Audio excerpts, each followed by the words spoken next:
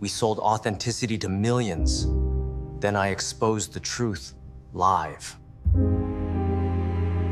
They say every collapse has its warning signs. Cracks appear long before the foundation gives way. I just chose to ignore them. For years, my life was a performance, a meticulously crafted reality show for millions. My ex-wife and I weren't just a couple, we were a brand, the dream team. We fed our audience a steady diet of polished perfection, and they devoured it. Every morning started not with a kiss, but with a frantic check of notifications. 1,000 likes felt like a declaration of love. 100 comments validated our existence. Silence felt like failure. We met at a networking event, two ambitious souls drawn together by the magnetic pull of potential. Our connection wasn't just personal, it was an opportunity. She was a master of words, always speaking about authenticity while shaping every moment for the camera. Our first lunch wasn't just a date, it was a partnership meeting. That partnership became content, and the content became our entire identity. Soon, the lines between love and brand blurred until I could untell where one ended and the other began. Was I her husband or her co-star?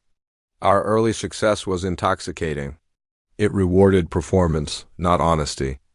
Every viral video, every candid moment was planned, rehearsed, and edited with ruthless precision. Remember that magical proposal under the stars? We did 17 takes to get the lighting just right. Our wedding wasn't a sacred union. It was a sponsored production. We spoke our vows under the glare of studio lights, more conscious of the camera angles than the person standing in front of us. Even our honeymoon was a series of carefully curated photo ops, our smiles hiding the arguments about which beach had the best engagement metrics. Our entire life revolved around views, likes, shares, and sponsor expectations. I believed our teamwork was built on trust. I never questioned her control because I saw it as dedication, but slowly the cracks started to show. Networking events replaced quiet nights at home. Late nights were excused as grinding for growth, and her frequent absences were explained away as brand strategy. New faces started appearing in her stories, people I'd never met. When I asked, she'd brush it off, calling them important connections, and I believed her. I was the one editing our vlogs, stitching her lies into our beautiful, perfect narrative. We celebrated milestones, but they always felt louder online than in our own home. Then, one day, she came to me with a brilliant idea. A live stream about the importance of honesty and trust in a relationship. She smiled so convincingly, her eyes sparkling with what I thought was sincerity. I agreed, thinking that maybe this was the vulnerability we needed, the key to healing the fractures I was finally starting to acknowledge. That afternoon, I hit the gym, trying to shake a nagging feeling I couldn't place. Something just felt off. An instinct I hadn't felt in years told me to go home early. As I walked through the door, my phone buzzed. It was a notification from a cloud-sharing app we used. A file had been updated. Curiosity got the better of me. I opened it. And in an instant, my world shattered. It was a thread of messages. Not just a few, but months of them. Messages filled with mockery, with cruel jokes about me, with detailed plans. Messages that laid bare a long-term affair.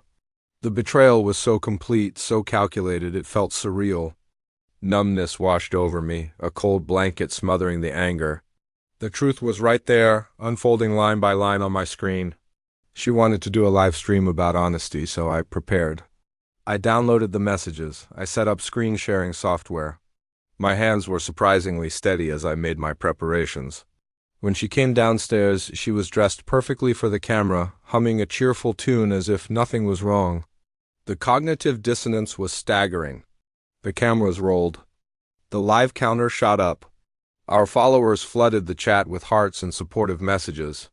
She smiled her signature smile, the one that had charmed millions, and started her monologue about transparency and communication, squeezing my hand for effect. I just nodded, counting the seconds in my head. 3 minutes in, I made my move. "You know," I said, "I think it's time we were truly honest." The first screenshot appeared on screen. Her messages. The chat feed froze for a second, then exploded. Confusion turned to disbelief. Her practiced smile faltered. The mask was cracking. "What is this?" she stammered, her eyes wide with panic. I looked directly into the camera, then at her. You wanted to talk about honesty, I said calmly, so please explain this. Another screenshot appeared, and another.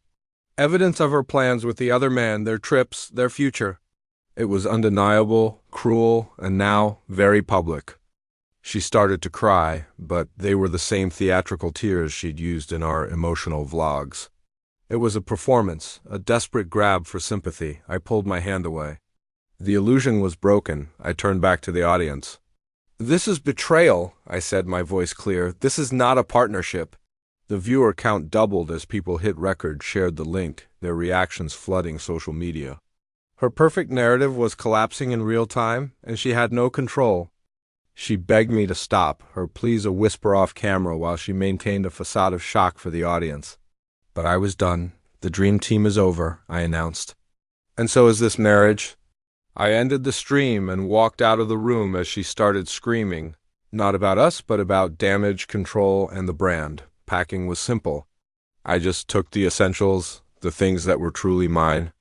A sterile hotel room replaced the curated perfection of our home. My phone was a constant barrage of notifications, but for the first time, the silence felt healing. She posted a carefully worded apology video, framing herself as a flawed human who made a mistake. I didn't watch it. Friends, real friends, reached out, shocked but supportive. A message from the other man popped up. I deleted it, unread. I released one final brief statement, announcing my departure from the channel and from public life, and then I went dark. The headlines were brutal. Perfection implodes, one screamed. Memes of her crying face replaced the adoring comments we once lived for. In the end, reality outweighed the performance. A few days later, sitting in a quiet diner, I had a cup of coffee. It was just coffee. It wasn't staged, filtered, or sponsored. It was just real. A friend met me there. Authenticity matters more than optics, he said. He was right. The lawyers took over, their calls filled with logistics and the cold dismantling of our shared illusion. I gave up the brand, the channel, the house. I let her keep the spotlight she so desperately craved. Then I turned off my phone. Without the cameras, my own thoughts felt unfamiliar. Grief was there, but it was mixed with an overwhelming sense of relief. Who was I beyond the content? For the first time in a decade, it didn't matter. There was no angle to find, no audience to please. The silence was no longer a sign of failure. It was space to breathe. The truth hurt more than I can describe, but in its wake I found freedom. The performance was over. My life could finally begin.